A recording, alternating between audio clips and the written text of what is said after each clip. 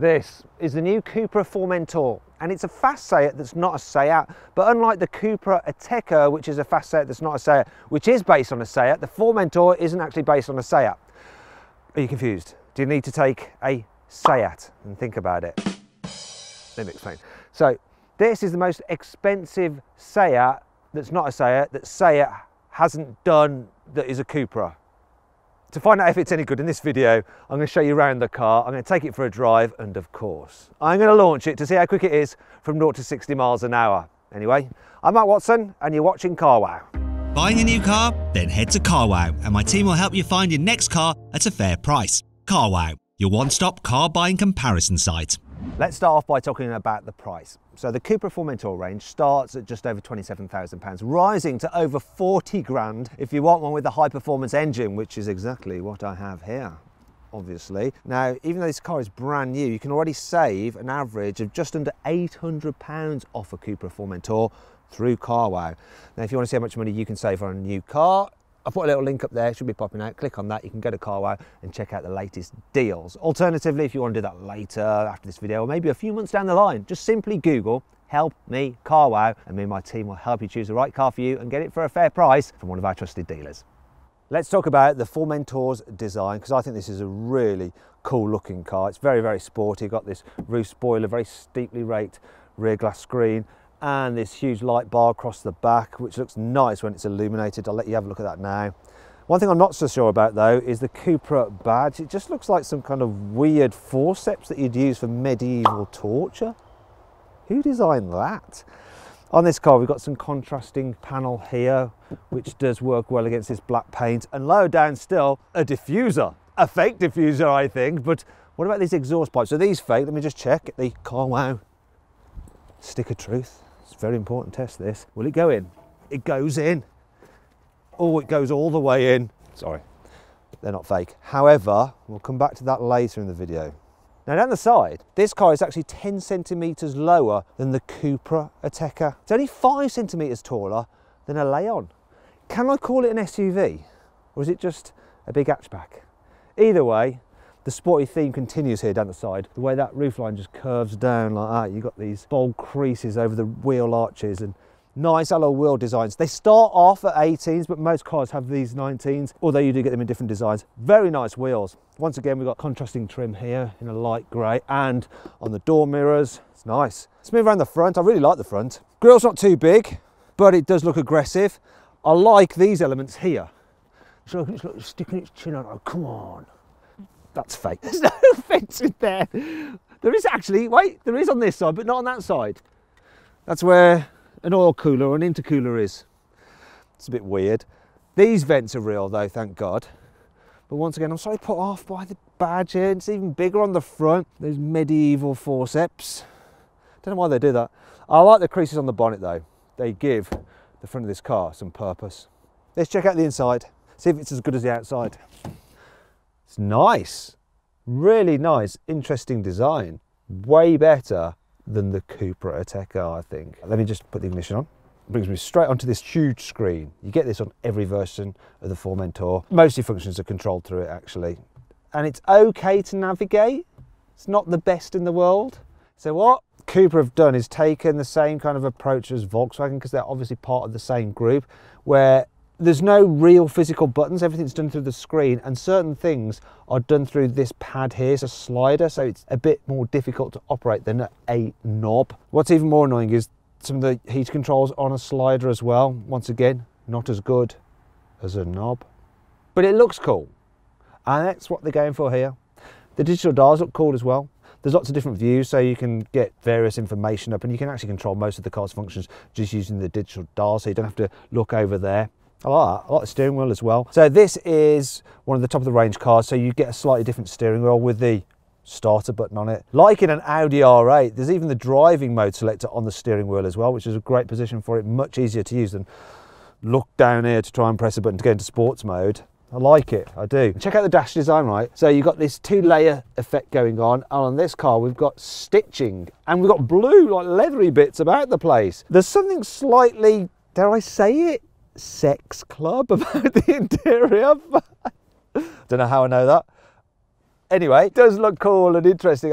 Maybe it's like the bronzy like flashes about the place. I like the way that they have like mimicked the grille in the air vent design. Then you come to the centre console, which is quite high really, so it does keep you separate from your passenger, which gives the car a really sporty feel. The plastics here are a little bit scratchy, and they are scratchy lower down, but other than that, generally quality is very nice throughout this car. What is a bit odd is the seating position. So, you know, I said like the actual car isn't that tall compared to something like a Leon. It's not much taller. And when you sit in it, it doesn't feel like you're on top of it. You feel like you're sat more in it. Now, you might be put off by that if you really are after that raised driving position of an SUV, but there is still plenty of adjustment in the seats. These are the higher specification seats, so they're electric and they're like bucket seat design. But look, see, I can go pretty high then. And I've still got a decent amount of headroom there as well. There's lots of adjustment in the steering wheel as well. Look at this. Oh, lots of reach and up and downness. Speaking of up and downness, if you want to go really low for a more sporty feel, you can actually get really quite low in this car. Can you see that? Look how low I am. So now it's just like being in a normal hatchback, not an SUV. Let's talk about practicality. If you look here, you'll see there's two cup holders. That's quite a deep cup holder.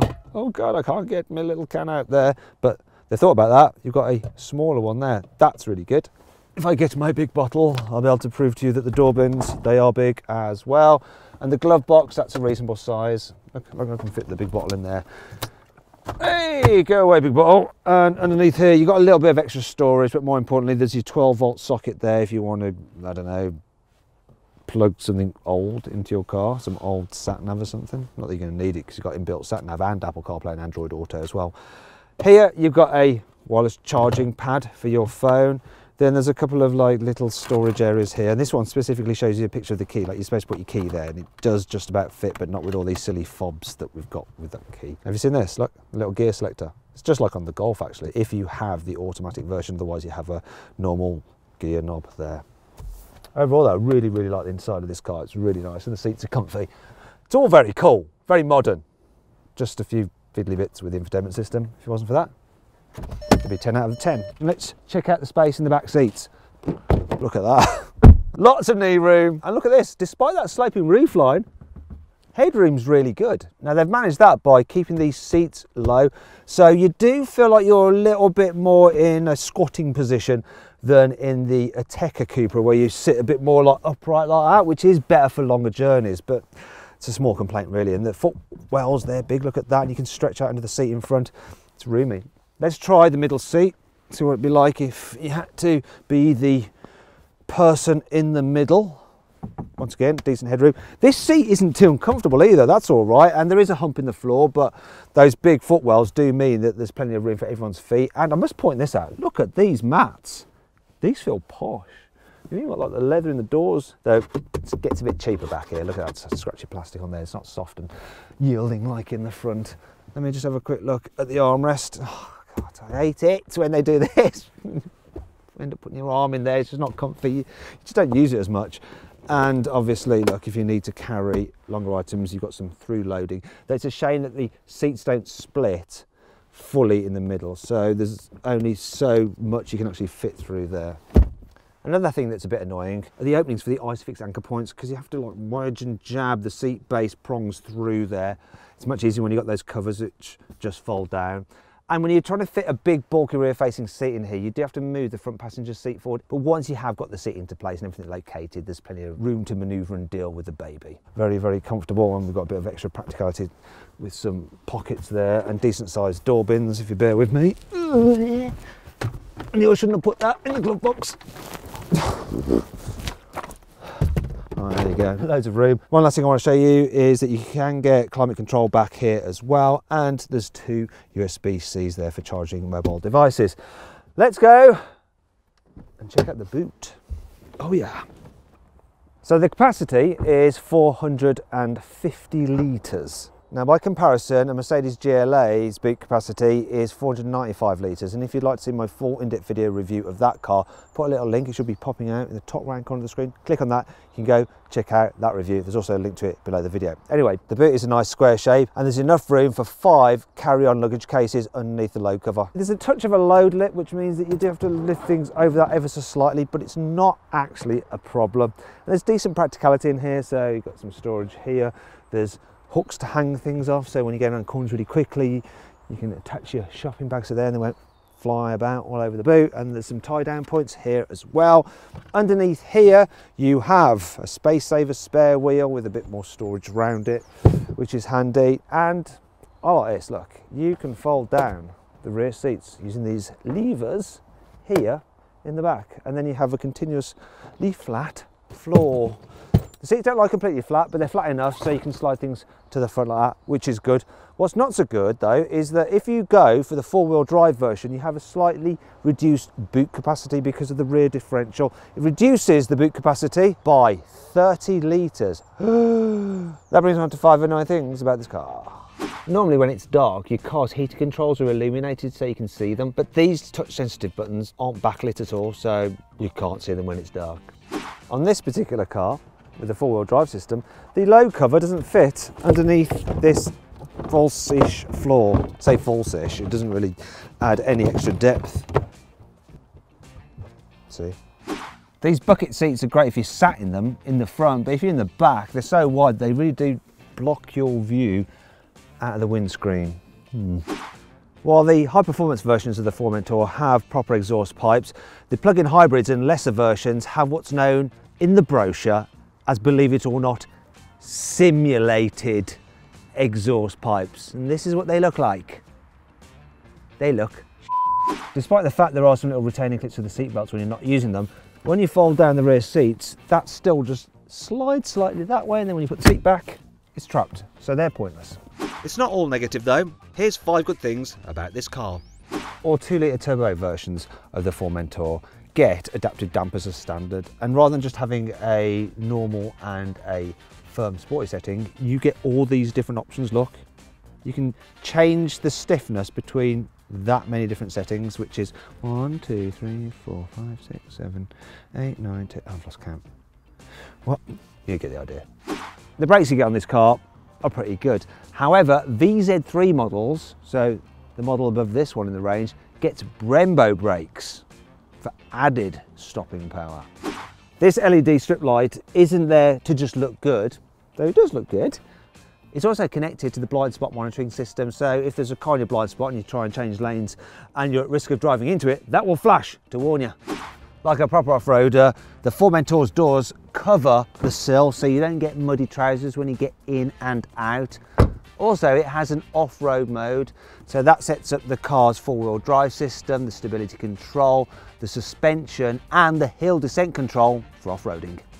Have you got 3 children, all quite young? Well, you've got ISOFIX anchor points on the front passenger seat, so there's room for 3 child seats in this car. Now let's talk about the Formentor's engine range. So, it kicks off with a 1.5 litre turbo petrol with 150 horsepower. Then there's a 2 litre turbo petrol with either 190, 245, or the one in this car, 310 horsepower. And this 310 horsepower version comes only with an automatic gearbox and all-wheel drive. The other models are available as front-wheel drive and with manuals as well. You can pick and choose which one you want. There's also a plug-in hybrid which has a 1.4 litre petrol engine combined with an electric motor, and combined you have 204 horsepower, and that's supposed to give you pretty decent economy, though they haven't released the figures for it just yet. The question is though, which engine, trim and gearbox combination should you go for? Well, do you know what? I'm going to configure my ideal combination here using the carwow configurator, and if you want to see what that combination is and the offers I've got back from our trusted dealers, just click on the pop-out banner up there. That link will take you to our configurator and you can check out what I've just spec'd up. Alternatively, there is a link below the video to do that as well. Okay, now it's time to see what the Cupra Formentor is like to drive. Now at the end of this segment, I'm actually going to launch it to see how quick it is from 0 to 60 miles an hour. But first, let's start off sensibly, what it's like in town. So I've got this car in its comfort mode, and the suspension is nice. it deals with bumps well. This car does have a slightly kind of sporty setup to it, but it's not uncomfortable. These adaptive dampers are good. Visibility wise, it's fairly decent. Obviously you're sitting up higher than a normal hatchback, but it's not dead high. These pillars create a bit of a blind spot, but they're not too bad. The view out the back, it's only okay. But for manoeuvring around town, the steering is nice and light, and this automatic gearbox is generally all right. When you're manoeuvring, like parking, it does feel a little bit jerky, but other than that, it's quite smooth. Easy car to drive around town. Now, when you get up to higher speeds, let's see what this car does. So I'm going to get to 40 mile an hour, just cruising along. Go on, let's get to 40. There we are. And I'm going to floor it. Ready? Gearbox took a wee while to kick down, but there's 70. I tell you what, this 2 litre 310 horsepower engine has got some punch. And when you get in at higher speed, this car feels solid, it feels stable. You do notice a bit of wind noise and road noise, more than you get in an Audi SQ2. As for economy, well, you're supposed to be able to get about 31 miles per gallon out of this car, and I'm averaging just over 28 miles per gallon, which is not bad considering the performance it's got. Speaking of which, let's see what it's like when you want to have some fun. So I'm going to put it into Cupra mode, which is the sportiest setting. So it's added a bit more weight to the steering, sharpened the throttle response, made the gearbox more responsive, and it's stiffened up the suspension. Though while it does feel stiff and it stops it leaning so much in bends, it doesn't feel uncomfortable even now. I'm impressed with the setup on this, and blimey, this grips and stays flat through the bends. That is impressive through there. Like doing 81 around this corner, it's just not phased at all. Let's try the gearbox and I'll put it into manual mode. That's all right. It's not the quickest, but it's by no means the slowest. You can have some fun with this. What about the noise? I have to slow down a bit because at the moment I can just hear wind and road noise.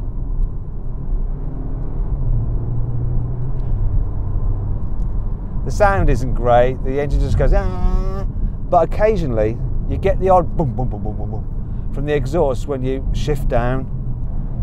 There, could hear it a bit. Oh yeah, this is fast, this is quite a fun car.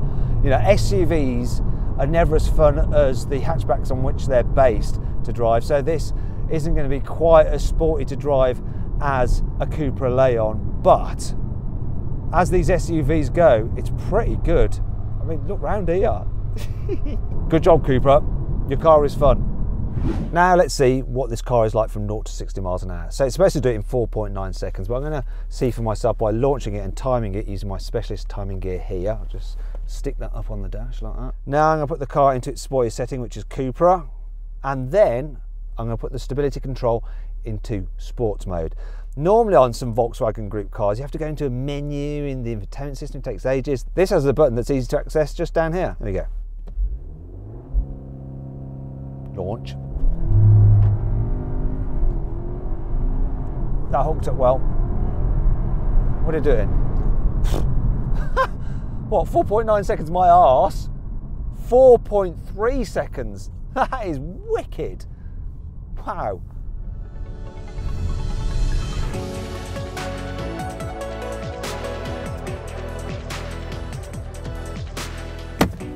So then, what's my final verdict on the Cupra Formentor? Should you avoid it? Should you consider it? Should you shortlist it? Or should you just go right ahead and buy it? Well, I reckon you should shortlist the Cupra Formentor. It might not be the biggest, most practical SUV, but it's one of the most sporty looking. I like it. I hope you'll enjoy the video. If you did, please give it a like. If you click on that window there, you can watch one of my favourite drag races. If you click on that window there, you can watch a group test between some SUVs. And if you click on that box there, you can go to carwow to see how much money you can save on a new car. Thanks for watching.